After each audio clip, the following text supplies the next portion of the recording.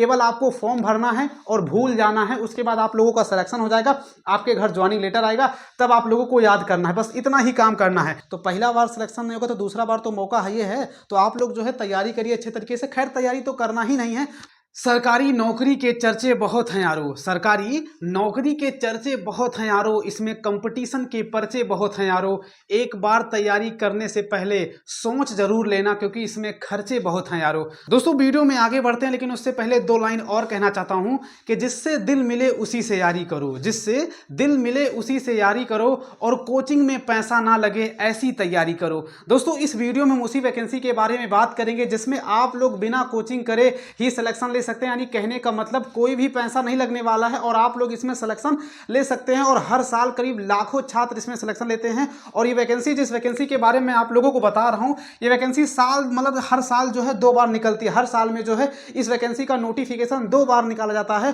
कहने का मतलब ये निकाली जाती है, पहली बार आप लोगों को करीब 40 से 42 हज़ार पदों पर वैकेंसी का नोटिफिकेशन आता है, तो दूसरी बार करीब 37 से 38 हज़ार पदों पर वैकेंसी का नोटिफिकेशन आता है। अब बहुत सारे लोग ऐसा कमेंट करेंगे क्या 2024 में वैकेंसी का नोटिफिकेशन आया था? हाँ, 2024 में 2 बार वैकेंसी का नोटिफिकेशन आया था और दोनों का सिलेक्शन भी हो गया है। और उसके बाद 2023 में वैकेंसी का 2 बार नोटिफिकेशन निकाला गया था। कहने का मतलब हर साल वैकेंसी का नोटिफिकेशन 2-2 बार निकाला जाता है और पदों की संख्या करीब 40 से 42 हज़ार पदों की संख्या रहती है। तो दोस्तों इस वीडियो में उसी वैकेंसी के बारे में सारी जानकारी आप लोगों को देने वाले हैं। इसके आवेदन तिथि आप लोगों को बताएंगे, आखिर इसका आप लोगों का फॉर्म भरना कब से शुरू है।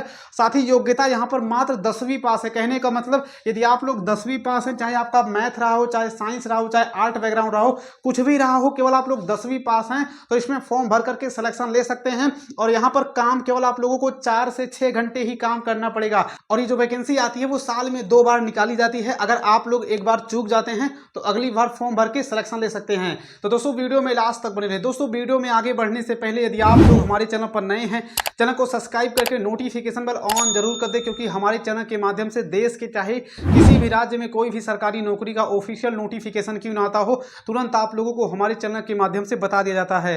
तो चैनल को सब्सक्राइब करके नोटिफिकेशन बेल ऑन जरूर कर लें। अब दोस्तों बात करते हैं इस वैकेंसी के बारे में। दोस्तों हम बात कर रहे हैं डाक विभाग की वैकेंसी के बारे में। डाक विभाग, दोस्तों आप लोग जो है इससे परिचित होंगे डाक विभाग की वैकेंसी के बारे में। और ये वैकेंसी जो निकाली जाती है हर साल जो है 2 बार निकाली जाती है। 2024 में भी 2 बार निकाली गई थी, 1 बार का सिलेक्शन हो गया है। और जो आप लोगों का सेकंड निकाला गया था उसका दोस्तों अभी 7वीं मेरिट लिस्ट आना बाकी है, बाकी और लोगों का जो है सिलेक्शन हो चुका है। और टोटल जो पदों की संख्या आप लोगों की रहने वाली वो 42,000 पदों की संख्या। अभी आवेदन तिथि आप लोगों को बताएंगे, आखिर कब से फॉर्म भरना चालू होगा, साथ ही सब कुछ बताएंगे। यहां पर दोस्तों हम बात करते हैं एज के बारे में, आखिर आपकी उम्र कितना होनी चाहिए। यदि आप लोगों की उम्र जो है वो 18 वर्ष से लेकर के 40 साल तक है तो आप इसमें फॉर्म भर पाएंगे। यदि आप लोग जनरल कैटेगरी के हैं तब आपकी उम्र 18 वर्ष लेकर 40 साल होनी चाहिए। ओबीसी कैटेगरी के स्टूडेंट हैं करीब आप लोगों की 18 से लेकर के 43 साल आप लोगों की यहां पर उम्र होनी चाहिए। और वहीं पर एससी और एसटी कैटेगरी के लिए 18 वर्ष से लेकर के 45 साल यहां पर उम्र होना अनिवार्य है, तब आप लोग फॉर्म भर पाएंगे। बात करते हैं फीस के बारे में। यदि आप लोग जनरल कैटेगरी के हैं तो आपकी फॉर्म फीस जो लगेगी, जनरल हो गया, ओबीसी हो गया और ईडब्ल्यूएस कैटेगरी के लिए 100 रुपये फॉर्म फीस रहेगी। वहीं पर एससी और एसटी कैटेगरी के लिए, साथ ही पीडब्ल्यूबीडी कैंडिडेट के लिए यहां पर कोई भी फॉर्म फीस नहीं रहेगी। कहने का मतलब एससी और एसटी कैटेगरी के लिए यहां पर 0 रुपये फॉर्म फीस रहने वाला है। क्वालिफिकेशन मैंने आप लोगों को पहले ही बता दिया है कि योग्यता इसमें मात्र 10वीं पास रहने वाला है। यदि आप लोग 10वीं पास हैं तो इसमें सिलेक्शन ले सकते हैं। काम दोस्तों यहां पर आप लोग देख पाएंगे 4 से 6 घंटे ही काम करना पड़ेगा। बात करते हैं आखिर आप लोगों का सिलेक्शन कैसे होगा, आखिर आप लोग जो है इसमें सिलेक्शन कैसे ले सकते हैं। क्या आप लोगों को एग्जाम देना पड़ेगा, और एग्जाम देना पड़ेगा तो उसका सिलेबस क्या रहेगा, कितने नंबर लाने पड़ेंगे। तो दोस्तों आप लोगों को इन सभी झंझटों में नहीं फंसना है, क्योंकि इसमें एग्जाम होता ही नहीं है। यानी कहने का मतलब इसमें एक भी एग्जाम नहीं होगा। आप लोगों का जो मेरिट बेस पे सिलेक्शन होगा, केवल आपको फॉर्म भरना है और भूल जाना है, उसके बाद आप लोगों का सिलेक्शन हो जाएगा, आपके घर ज्वाइनिंग लेटर आएगा, तब आप लोगों को याद करना है, बस इतना ही काम करना है। यानी कहने का मतलब पहले आप लोगों को दोस्तों फॉर्म भरना है, और फॉर्म भरने के बाद जो आप लोग अपना फॉर्म भरते वक्त जो ईमेल आईडी या मोबाइल नंबर दिए होंगे, उसी पर दोस्तों जब रिजल्ट आएगा तो उसी पर मैसेज आ जाएगा कि फाइनली आप लोगों का जो रिजल्ट है वो डिक्लेयर कर दिया गया है, जो आप लोगों ने डाक विभाग में फॉर्म भरा था। इतना सा दोस्तों प्रोसेस रहने वाला है। हाँ, आप लोगों का मेरिट बेस पे सिलेक्शन होगा, जिसका जितना ज्यादा नंबर होगा उसी हिसाब से उसका सिलेक्शन होगा, क्योंकि यहाँ पर 10वीं में जिसका ज्यादा परसेंटेज होगा वैसे आप लोगों का सिलेक्शन होगा। और साथ ही दोस्तों इस वीडियो वीडियो में आप लोगों को हम ये भी बता देते हैं कि आखिर आप लोगों का 10वीं में कितना परसेंट होना चाहिए तब आप लोग इसमें फॉर्म भरें। तो दोस्तों आप लोगों का जो 10वीं में होना चाहिए करीब यहाँ पर 70+% है। यदि आप लोगों का जो है 70+% है तब आप लोग फॉर्म भरिए। अगर आप लोगों का जो है 70% से नीचे मार्क्स है तो आप लोग इसमें फॉर्म ना भरिए, क्योंकि बहुत ही रेयर केस होता है कि जिसमें 70% कट ऑफ जाती है। लेकिन आप लोगों का 70% या उससे अधिक है तो आप लोग इसमें फॉर्म भर करके फाइनली सिलेक्शन ले सकते हैं। मैंने यहाँ पर आप लोगों को सिलेक्शन प्रोसेस के बारे में बता दिया कि इसमें कोई भी एग्जाम नहीं होता, केवल मेरिट के बेस पे आप लोगों का सिलेक्शन होता है। साल में 2 बार भर्ती निकाली जाती है। सैलरी की बात करें तो दोस्तों करीब इसमें 3 प्रकार के पदों पर वैकेंसी का नोटिफिकेशन निकाला जाता है। पहला जो पद आप लोगों का रहता है वो ABPM रहता है। क्या रहता है दोस्तों? ABPM का फुल फॉर्म क्या होता है? असिस्टेंट ब्रांच पोस्ट मास्टर रहता है। और उसके बाद जो दूसरा पोस्ट होता है वो BPM कहने का मतलब दोस्तों ब्रांच पोस्ट मास्टर होता है। और जो तीसरा पोस्ट होता है वो दोस्तों डाक सेवक का पद रहता है। तो दोस्तों 3 प्रकार के पदों पर वैकेंसी का नोटिफिकेशन निकाला जाता है।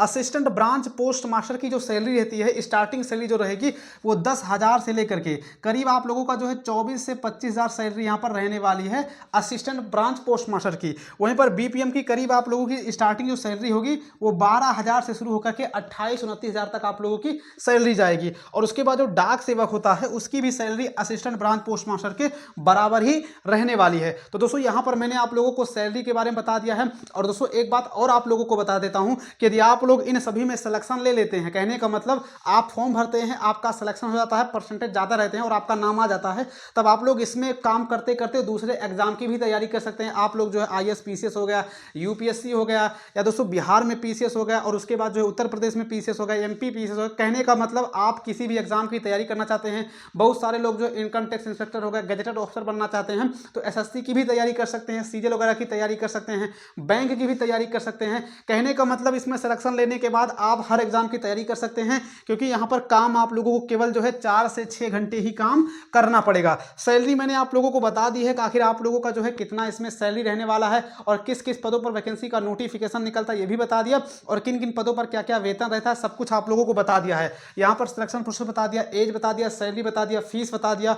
और उसके बाद दोस्तों ये बात करेंगे आखिर कौन कौन इसमें फॉर्म भर सकता है। तो दोस्तों आप चाहे किसी भी स्टेट के क्यों ना हो, क्योंकि वैकेंसी जो निकाली जाती है वो मतलब कह सकते हैं सेंट्रल लेवल पे निकाली जाती है। हर एक स्टेट में जो है निकाली जाती है। आप लोग अपने ही स्टेट में फॉर्म भर सकते हैं और उसके साथ साथ आप लोग दूसरे स्टेट में फॉर्म अप्लाई कर सकते हैं, लेकिन कोशिश करिएगा कि आप लोग अपने ही स्टेट में फॉर्म भरने को। नहीं तो दोस्तों जब आप लोगों का सिलेक्शन होता है तो इसमें लोकल लैंग्वेज के बारे में आप लोगों को जानकारी होनी बहुत ज़रूरी है, और आप लोगों को थोड़ा बहुत कंप्यूटर चलाना भी आना चाहिए। तो कोशिश करिएगा कि आप लोग अपने ही राज्य में फॉर्म भरिए, तो आप लोगों के लिए ज़्यादा अच्छा होगा और आप लोगों की पोस्टिंग जो होगी वो अपने ही राज्य में होगी। क्योंकि यहाँ पर अगर मान लीजिए आप लोगों की पोस्टिंग किसी दूसरे राज्य में हो जाती है और सैलरी इसमें थोड़ा तो कम है ही, सरकार को जो इस पर ध्यान चाहिए और इसकी सैलरी बढ़ा करके करीब 17-18 हज़ार इसकी सैलरी करनी चाहिए। नहीं तो कहीं दूसरे राज्य में सिलेक्शन हो जाएगा तो सैलरी कम होने की वजह से आप लोगों को दिक्कत का सामना भी करना पड़ सकता है। बात करेंगे दोस्तों इसके आवेदन तिथि के बारे में। जैसा कि मैंने दोस्तों आप लोगों को स्टार्टिंग में ही कहा कि वैकेंसी जो है साल में 2 बार आती है। अब साल में 2 बार आने का मतलब दोस्तों ये होता है कि इसमें जो पहला जो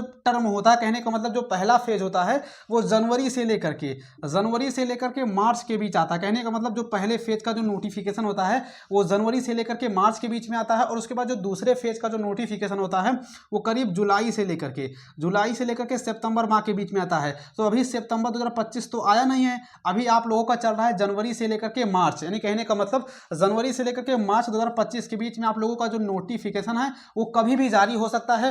पहले बताने का मेन मकसद दोस्तों यही है कि आप लोग अपना डॉक्यूमेंट वगैरह अच्छे तरीके से तैयार कर लीजिए, क्योंकि दोस्तों मैं फिर कह रहा हूं कि वैकेंसी हर साल निकलती है और हर साल जो है 2-2 बार वैकेंसी का नोटिफिकेशन आता है। 2023 में वैकेंसी का नोटिफिकेशन 2 बार आया था, 2024 में भी 2 बार आया था और 2025 में भी आप लोगों का 2 बार आएगा। तो जनवरी से लेकर के मार्च के बीच में नोटिफिकेशन कभी भी आ सकता है, और उसके बाद जो सेकंड फेज होगा आप लोगों का जुलाई से लेकर के सितंबर के बीच में कभी भी नोटिफिकेशन आ सकता है। तो पहला बार सिलेक्शन नहीं होगा तो दूसरा बार तो मौका है, तो आप लोग जो है तैयारी करिए अच्छे तरीके से। खैर तैयारी तो करना ही नहीं है, बस आप लोग अपना डॉक्यूमेंट जो है अच्छे तरीके से सेट कर लीजिए और सारा प्रिंट वगैरह निकलवा लीजिए अच्छे तरीके से, ताकि कोई भी दिक्कत ना हो। और दोस्तों जैसे ही इसके वैकेंसी का नोटिफिकेशन आएगा तुरंत आप लोगों को हमारे चैनल के माध्यम से बता दिया जाएगा। तो दोस्तों ये वीडियो आप लोगों को कैसा लगा? वीडियो यदि आपको अच्छा लगा हो तो वीडियो को लाइक करें, चैनल को सब्सक्राइब करके नोटिफिकेशन बेल ऑन जरूर कर दें, क्योंकि हमारे चैनल के माध्यम से देश के चाहे किसी भी राज्य में कोई भी सरकारी नौकरी का नोटिफिकेशन क्यों ना निकाला जाता हो, तुरंत आप लोगों को हमारे चैनल के माध्यम से बता दिया जाता है। तो चैनल को सब्सक्राइब करके नोटिफिकेशन बेल ऑन जरूर कर लें। जय हिंद, जय भारत।